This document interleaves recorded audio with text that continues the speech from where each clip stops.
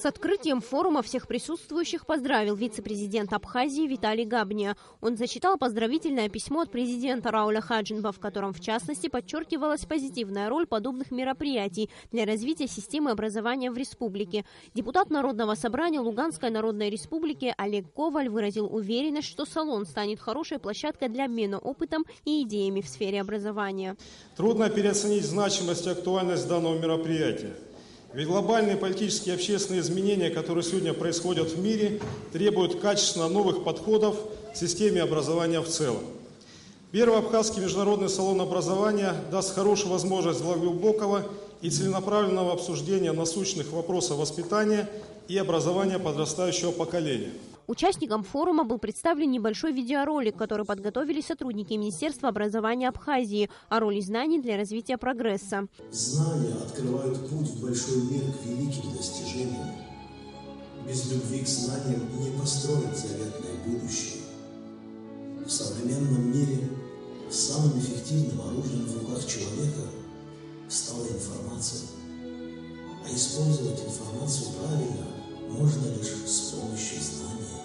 Сегодня перед Министерством образования стоит множество проблем. В частности, отмечалось на форуме, необходимо создать современную образовательную базу, обновить учебную и методическую литературу, решить вопросы с приобретением книг для всех образовательных учреждений страны. Этот международный форум, считают в министерстве, поможет решить многие из этих проблем. Первый Абхазский салон образования для нас является особенным.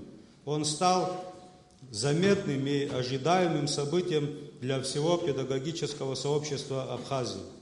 В настоящее время в Абхазии идет становление новой системы образования, ориентированного на вхождение в мировое образовательное пространство.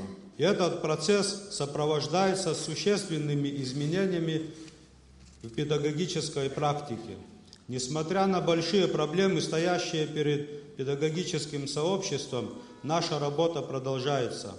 Открытие такой международной дискуссионной площадки для обмена мнениями и опытом известных международных экспертов в области образования и науки, считаю, даст сильный толчок для решения поставленных задач и позволит определить пути внедрения современных инновационных подходов в обучении.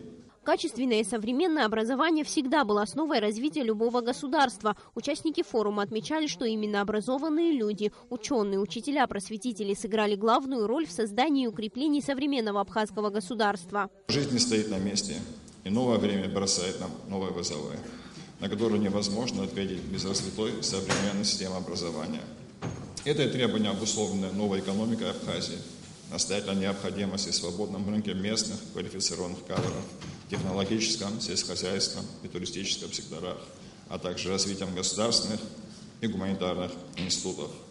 В рамках международного форума состоялось пленарное заседание, в том числе посвященное вопросам внедрения новой системы образования в школьные учреждения. В нем приняли участие министр Адгур Какоба, вице-премьер Беслан Эшба, а также гости, которые приехали на форум. В их числе министр образования Приднестровья Татьяна Цивинская и министр образования ДНР Лариса Полякова. Я думаю, что дискуссия сегодня будет интересная. Мы много всего возьмем на заметку. И постараемся быть рядом в реализации тех планов, которые намечены, как было сказано уже министром образования Республики Абхазия. Одним из основных на заседании была тема приобретения учебников на русском языке. По словам вице-премьера Беслана Эшба, этот вопрос сейчас решается на уровне государства. Международный салон образования продлится 2 дня. В его рамках предстоит обсудить еще ряд вопросов, касающихся повышения качества образования. Сария Смыр, Тимур Гугохия, Абхазское телевидение.